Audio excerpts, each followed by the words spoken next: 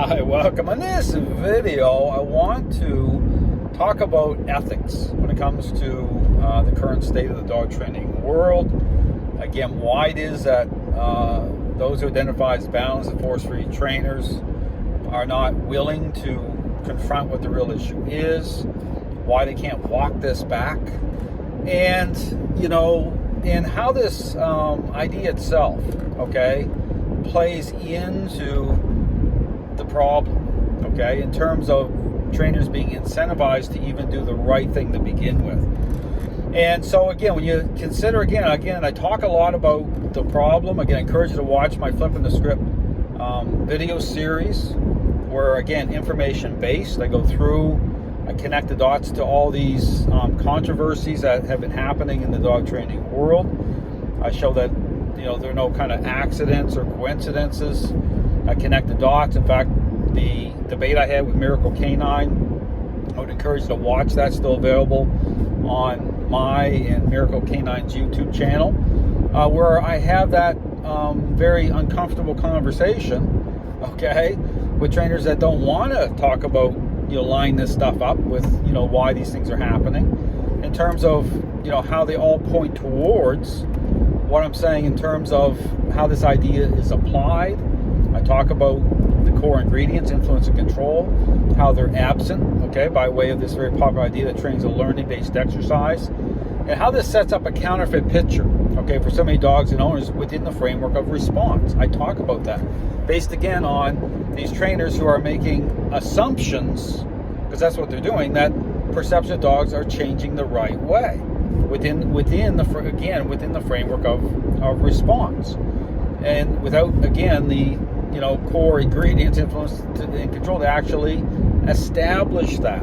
I talk about the criteria that establishes that perception of dogs are changing, and again leads to diminishment of unwanted behavioral issues.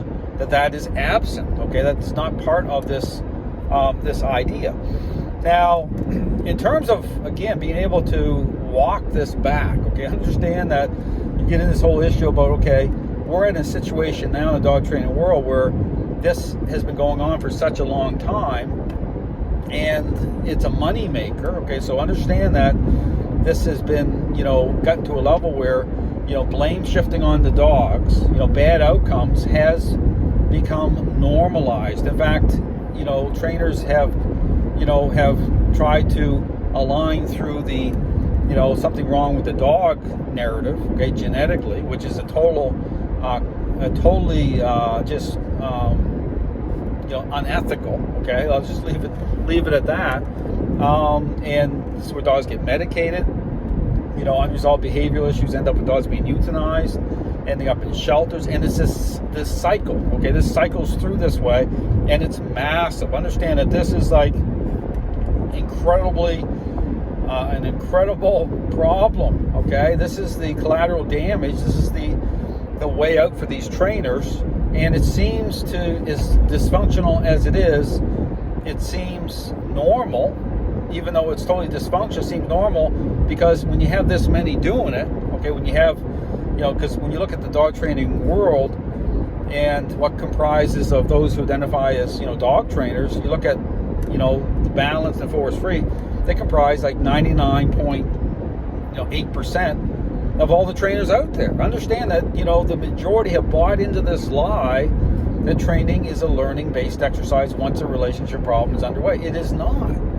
And this is a very, this is hard information for people to accept if you've already, sold out to this idea.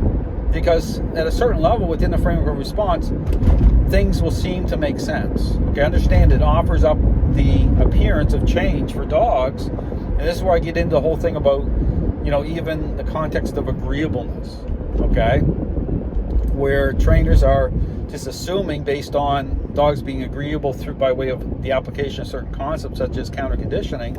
They're just taking certain responses at face value, to say, well, if it looks good, it must be good, and we'll just go with that.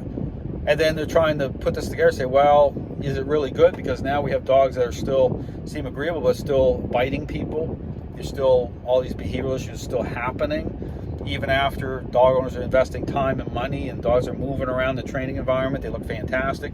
What's really going on here? There seems to be a type of disconnect.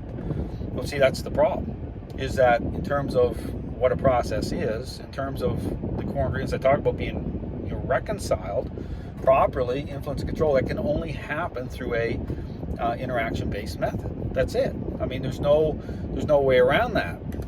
So this idea of what training is this idea of trains and learner-based exercise sets up this tremendous problem. Now, the other issue here too, in terms of ethically, okay, this is where we get into this whole ethical thing, is, well, how do we turn this around? How do we get to more people actually confronting the issue or reversing course here?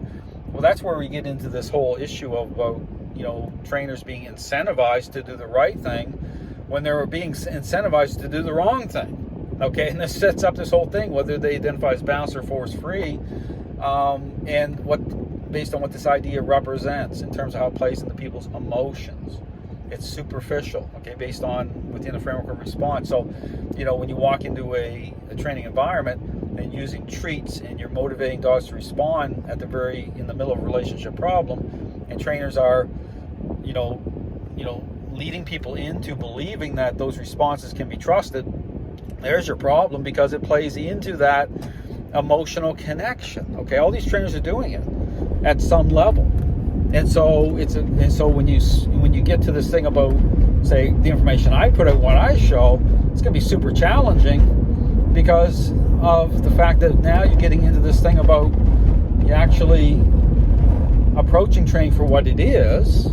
And so when you deal with certain reactions of dogs, even, it's problematic based on the fact that these trainers are not even reconciling the responses or reactions of dogs by way of the relationship itself. Okay, there's no connecting dogs properly that way. And so the incentivizing, people do the right thing when there's more money to be made doing the wrong thing, okay? That's where you get into this thing about walking this back. So understand that, once these trainers have written your books, you put up your hundreds of videos, life is great as you see it. And meanwhile, the collateral damage with all these dogs and the blame shifting, well, there's your problem. Okay, understand? So to confront the problem, okay, requires a trade-off. Understand this, really, the information I put out puts trainers in a position they don't want to be in. That's really the bottom line here. So again, I would encourage anyone looking at what's going on in the dog training world is take a serious look at the information I put out. It's absolutely critical if you really care about your dog. If you're a trainer, I would encourage you to look around. Don't just buy into what's what's already currently, there. Understand it's inherently flawed at its core. I wrote a book on this years ago called The Mind and Body Connection. I source all of this out, and then I line it all up with all the controversies, everything happened in the dog training world. Once you start to connect some dots, you start to see that this is no accident, okay? What's going on in the dog training world is very dysfunctional. It's a train wreck, ethically and morally bankrupt. It's bad, okay? So again, check out my website. I put out lots of information about not just the problem, but the solution by way of an intentional interaction-based approach. Thanks for watching.